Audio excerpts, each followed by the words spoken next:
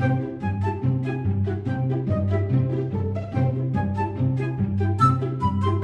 Rabbits, it's Trixie, and as you all know, I am from Germany, from close to Hamburg to be precise. When I speak English, I normally sound like this. Not perfect and still a lot of things to improve, but I consider my pronunciation quite decent. This hasn't been like that all the time, and there are a lot of Germans that have a stronger accent than I do. If I would speak a little bit more like this, you would most probably assume that I'm from Germany. But why is that? What makes the German accent the German accent? I decided to sit down and do some research, asking myself the following questions. What characteristics does a typical German accent have? And why? Before I present you my results, I want to point out that this is not a professional research, it's just my personal guesswork, but I think with at least some points, I'm pretty close to reality, and I guess you will enjoy it. So, when speaking English, what does a typical German accent sound like? And what's the explanation for that? The first thing that came to my mind was something that I would like to refer to as staccato talking. Wenn ich normal Deutsch spreche, dann mache ich hinter jedem Wort eine kleine Pause. Which means, when I speak German, I make a little break after every word. Of course, we Germans also combine some words, like for example, ich hab, instead of ich habe. But still, German is not as melodious as English, or far away from being as melodious as French, for example. Which makes us sound a little bit robotic. Just for fun, I recorded myself saying something in English, in German and in French to see the differences in the audio track that my video cutting software would show me. And as you can see, there are quite some breaks in the German one. The English one is like in the middle between the other two, and the French one is just one long blah blah blah blah. Je ne sais pas ce que je dois faire.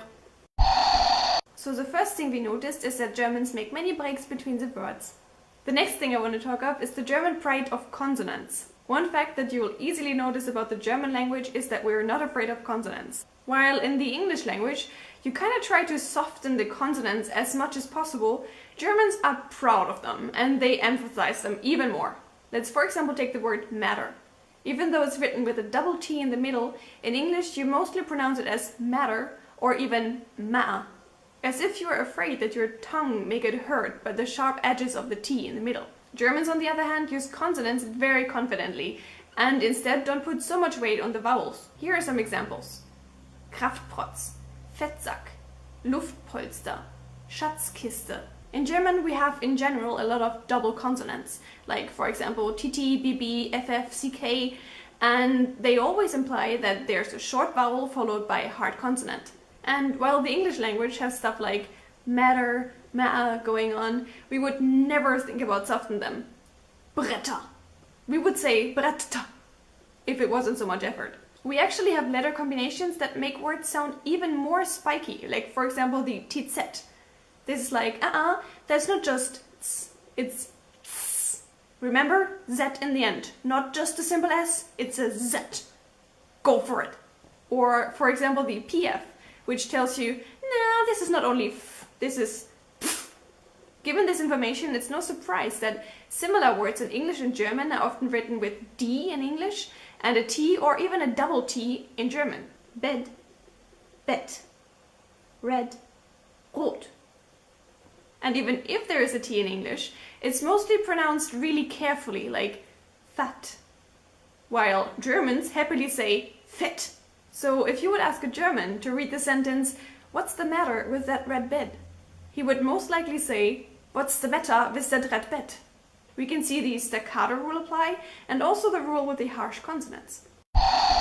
The next point on my list is something I would like to call the last letter law.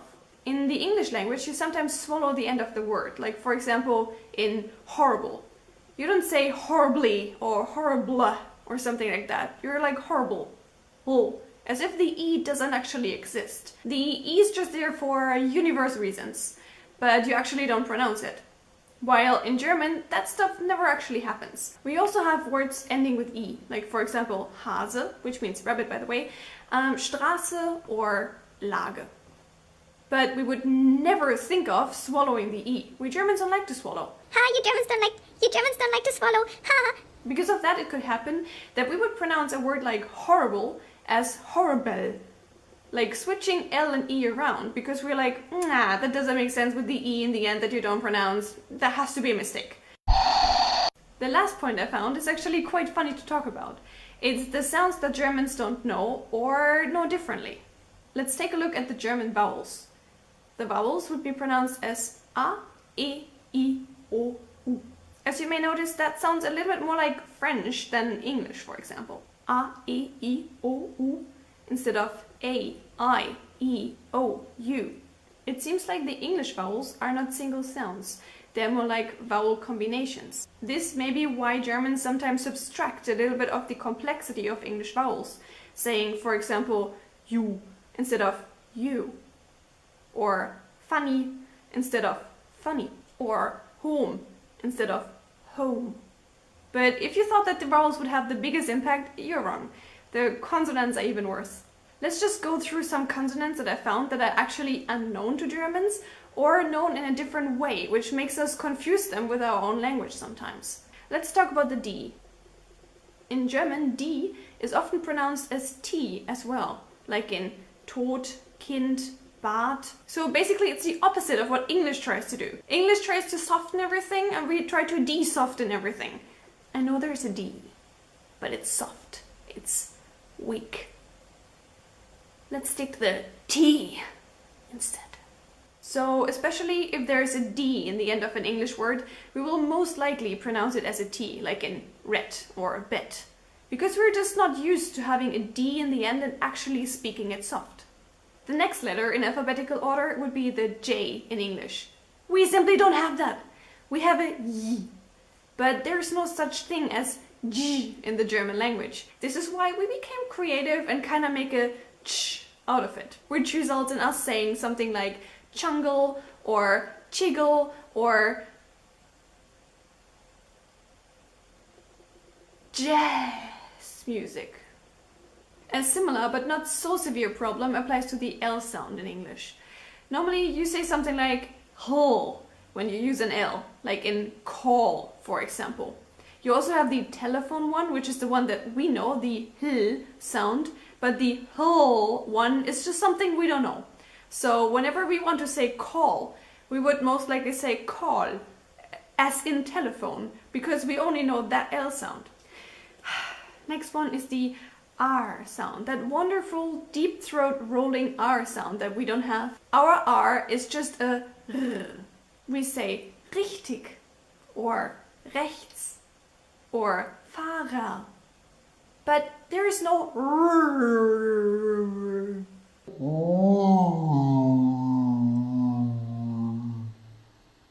A similar catastrophe is the S, which is actually our fault because we have 3 different S sounds, while the English language only has one. S. In German, how the S is pronounced depends on the location and the letter combination that the S is in. For example, in sprechen, the S actually is a sh, or in Wasser, it's a s, or in Hase, it's a z. And you just have s. Since we have the s sound at least, we can pronounce most English words correctly, but sometimes we still confuse them with something that we are used to out of our language. Like, for example, speak in German would be speak. And, well, sometimes I guess it happens that we just say speak. Something really confusing is going on when we talk about the F, W and V sound in English and German. The V sound in German is actually pronounced as F, like in der Vogel. I don't even know why we have that letter. The V is just an alternative for the F, as the D is just an alternative for the T. The W, though, is actually the English V sound, like in wollen, Watte, Wolke. As you can see, really funny. The W, as you have it in the English language, doesn't exist in the German one. There is no woo. This, you know what I mean, this want sound or willing. There's like wah.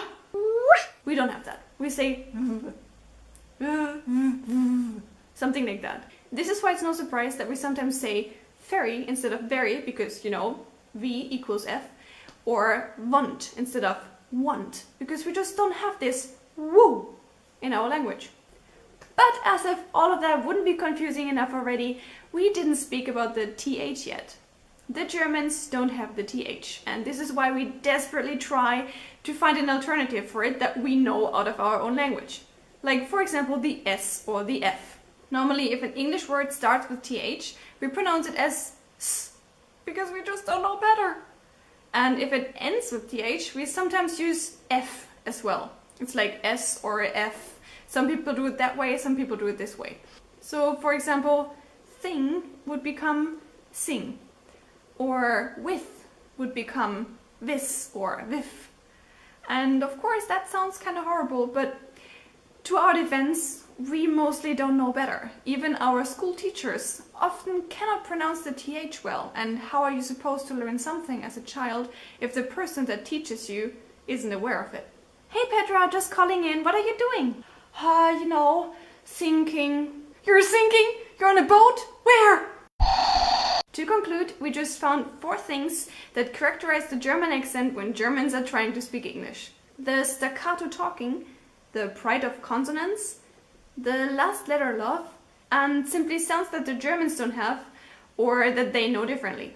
Since this video was mainly educational and not too funny, I prepared another little video where I am talking in a horrible German accent, showing you around my city a little bit, and yeah, I guess you may enjoy watching that. You can maybe find all of the rules that we just defined in that video and just see if they apply. So here's me speaking English in a really horrible German accent. I really hope that you enjoyed the video and that you maybe even learned something. Just to the end, I want to point out that I didn't mean any offense to anyone, neither German native speakers nor English native speakers. English and German are both equally beautiful languages and I love speaking them both. And yeah, I just hope that you had fun. If you want to see more videos, just subscribe to the channel, become a rabbit yourself, and yeah, see you all soon. Bye!